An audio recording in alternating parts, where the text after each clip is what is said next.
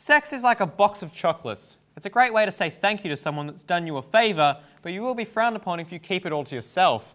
The clumsiness of this analogy betrays how little I know on the subject, or someone who is always loyal to his unwavering sexual prowess is Matt Nielson, where we sent him out to investigate sex. Sex. It's bad. Or at least that's what we've been told for centuries, whether it's by society, the church, our parents, Scott.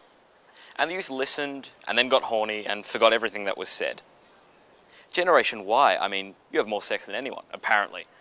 I mean, really, you're more like Generation Y not.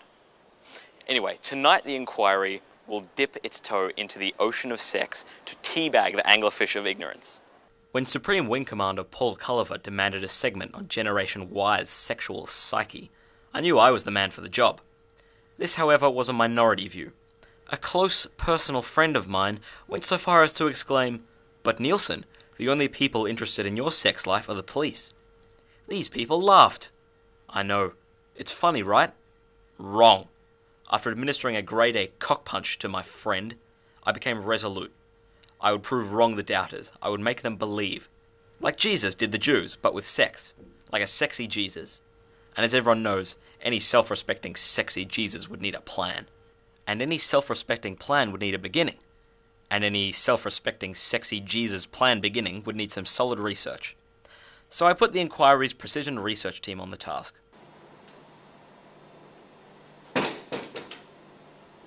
I would have to be methodical and ruthless in my approach, not unlike infamous former leader of the Communist Soviet Union, Joseph Stalin.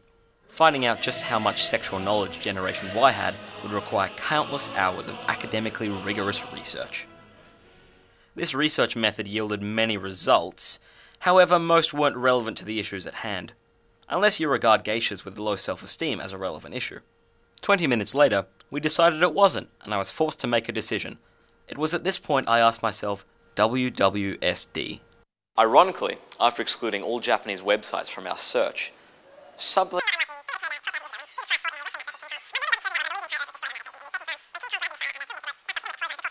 12 monkey sandinistas in Bureau de Change. And from there, the inquiry took to the streets to really find out what the youth of today think about sex. Have you heard about chlamydia? Yes. It's a STD. They changed it once. Do you know much about chlamydia? Yes. Oh, you know, like, what things... No, I really don't. No. Really don't know It's a bad disease. But don't women get it? Isn't it some like form of thrush? What do you guys know about chlamydia? No fun. No fun at all. It's probably quite painful. Yeah. Emotionally and physically. I just get images of the burning undies. Yeah. Powerful advertising campaign. Yeah. Good stuff. What about syphilis? You guys know much about syphilis, or like what causes it, what its symptoms are? Still just getting pictures of burning undies. What about vaginal weep? Have you heard about that one? Vaginal weep. Is that syphilis? Just like a different name? I've heard of queefs. Do you know queefs? What's a queef? Vaginal fart. A queef is a Vaginal fart. Vaginal weeping. No, I don't know vaginal weeping. Involve a vagina.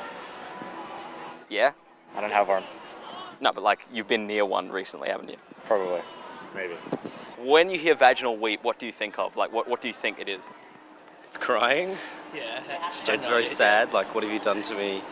Kind of thing. Vaginal weep. I think cheese. Actually, cheesy secretion. Yeah.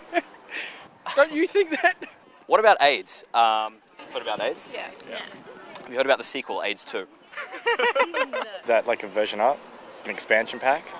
It's kind of like the first AIDS, but they kind of extend the story arc, develop the characters a bit more. Also, it's a movie. It's like Half-Life 2.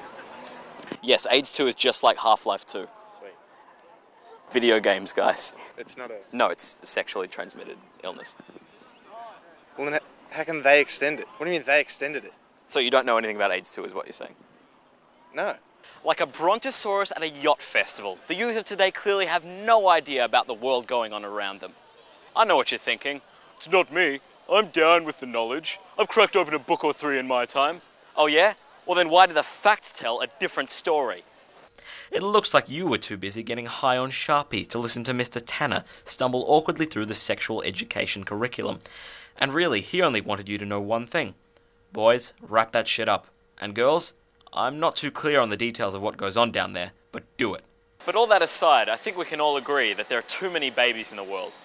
Every time you walk down the street, there's a pram here, a pram there, a girl carrying a baby in her arms over there, probably a couple in that dumpster over there. It seems like we're overstocked on babies. Babies are like the poems some people write in their Facebook statuses.